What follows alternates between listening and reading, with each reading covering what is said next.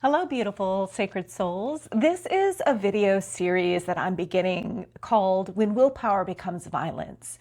It is a trauma-informed reframe of motivation, healing, and leadership.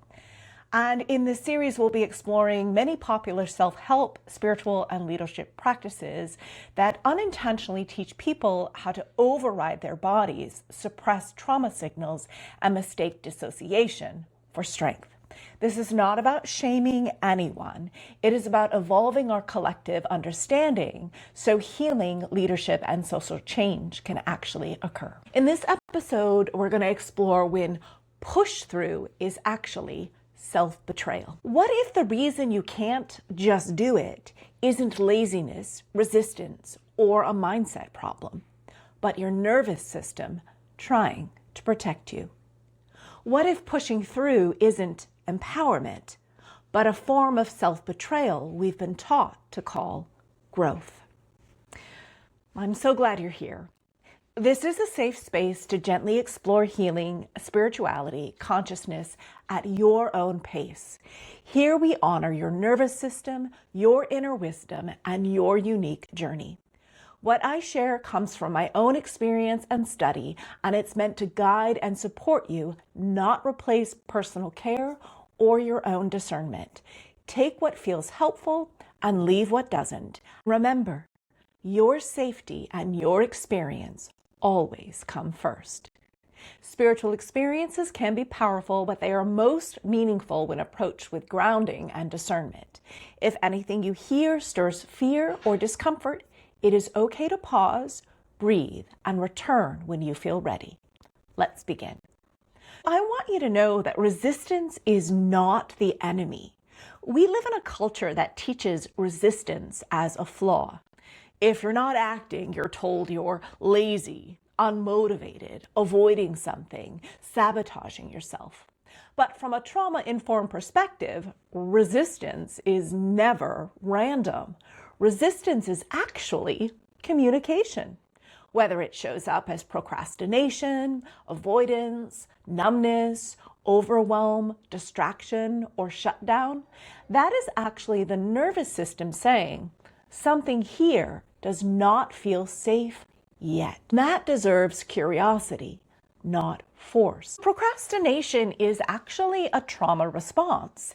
It is often mislabeled as laziness or lack of discipline, but for many, it is actually protection.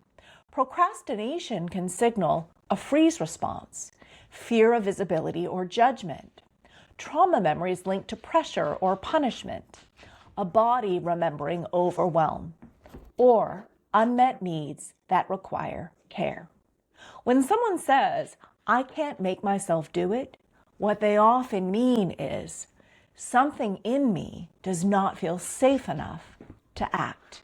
Forcing action at this point doesn't resolve the root cause.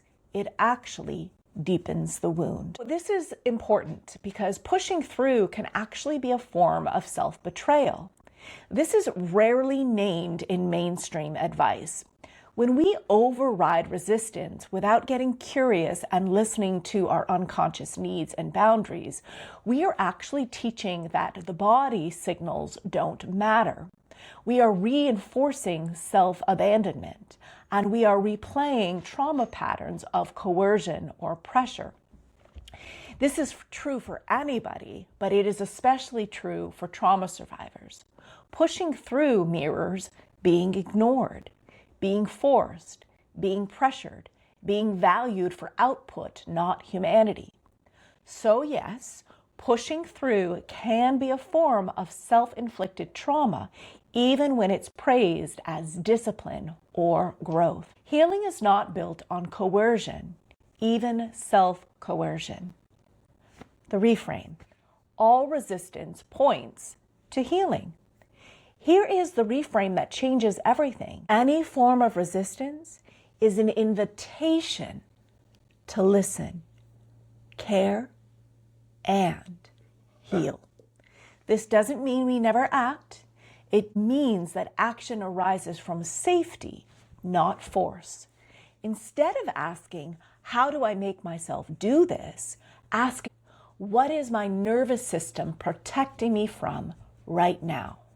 From this place, we can regulate the body, meet unmet needs, restore trust with ourselves, engage in action that feels aligned.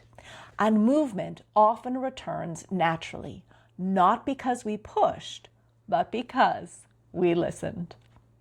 As we close, I want to remind you of what matters here. Healing, spiritual insight, and inner growth are deeply personal. They are best approached slowly, with grounding, and with trauma-informed professional or community support. True healing and spiritual growth does not disconnect us from our bodies or humanity. They help us inhabit life more fully. I don't offer private spiritual guidance, diagnoses, or personal interpretation through comments or messages, or friendships through social media or messaging. If you're navigating intense emotional or psychological experiences, I invite you to seek trauma-informed professional care or trusted support. If this conversation resonated, you're welcome to follow, subscribe, or share it with someone who might need a gentler way forward. I also offer mentorship, online courses, and my book, The Divine Within, Healing Ourselves to Heal the World, through my website, blossomingheartwellness.com, or my book is available on Amazon, Barnes & Noble, Powell's Book, Walmart, and other online platforms. Thank you for being here, for honoring your nervous system, your agency, and your humanity. I invite you to take gentle care of yourself, sending you all deep love. And I'll see you in the next video.